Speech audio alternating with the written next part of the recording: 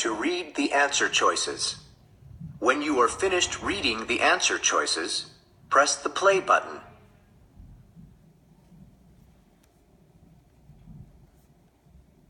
The students in the picture are reading, working on the computer, and checking out books. Where are the students?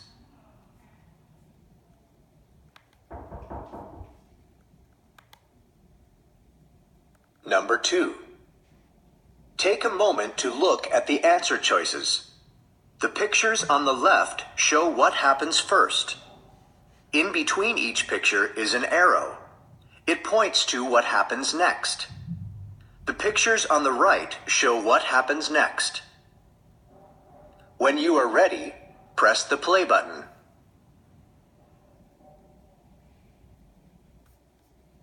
After the boy finishes eating, he writes a report.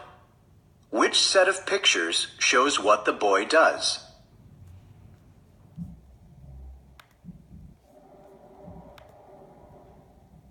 Now you will take the listening test.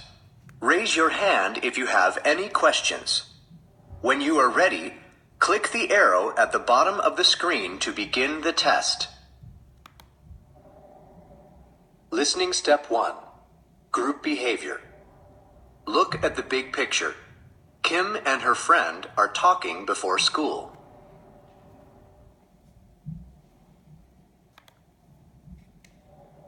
Number 1.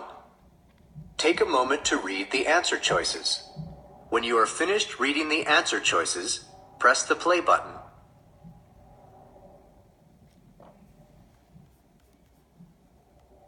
Kim tells her friend about the new music player she bought. Take a look at my new music player. It's so light, and it fits right in your pocket. It is kind of expensive, but still, everybody is buying one. Which word describes the music player that Kim is talking about?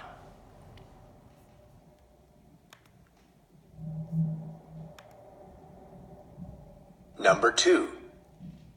Take a moment to read the answer choices. When you are finished reading the answer choices, press the play button.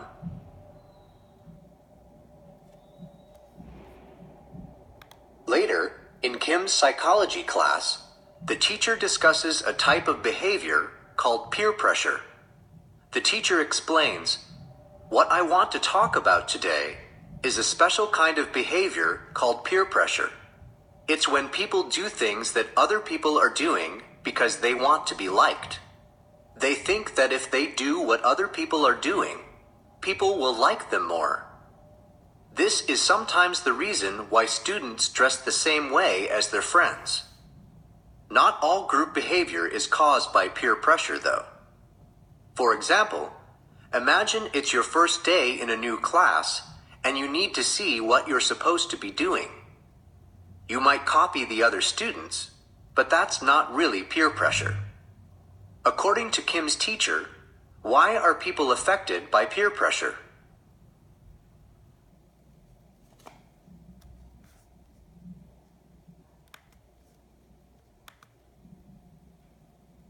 Number 3. Take a moment to read the answer choices. When you are finished reading the answer choices, press the play button. The teacher continues, "One place where you really see a lot of conformity-driven behavior is in consumer culture. Advertisers in particular are really experts at taking your instinct to conform and using it for their own purpose, which is to make you want to buy things. When they do this, it's called a bandwagon appeal. And what this means is that they'll say that their product is very popular, or that a lot of people are taking advantage of their service. You're supposed to draw the conclusion from that on your own, that if a lot of people are doing it, then it's worth it for you to check it out as well." Here's an example of an advertisement that uses a bandwagon appeal. Buy Toothy, the #1 selling toothpaste brand. It contains the newest whiteners plus fluoride for strong teeth. And this week only, we're lowering the price. Buy Toothy today. Which phrase from the advertisement is making a bandwagon appeal?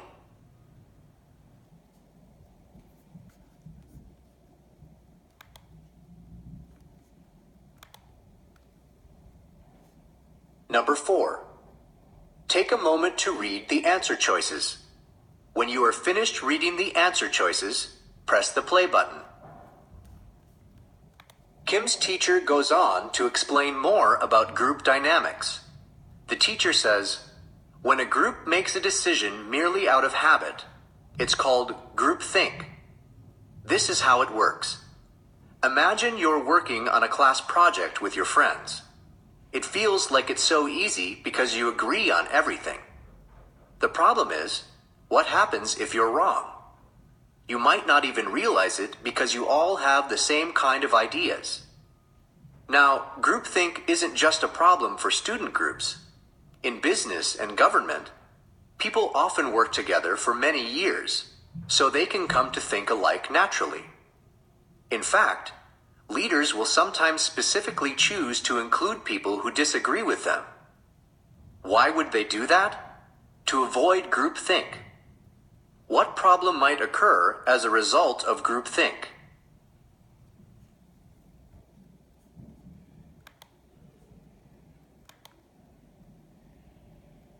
Part A, Statistics. In Oscar's math class, the students are collecting data. Oscar is asking the other students, how many hours of homework do you do each week?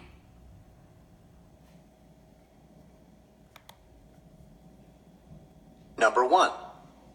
Take a moment to look at the answer choices. When you are ready, press the play button.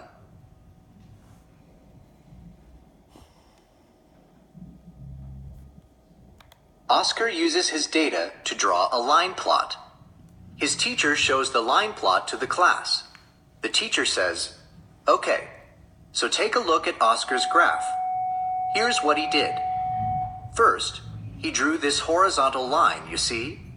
And then, he wrote all the numbers below the line, the numbers that you all gave him when he asked how much homework you do. Then he counted how many students gave him each answer, and for each answer, he put an X on top of the line.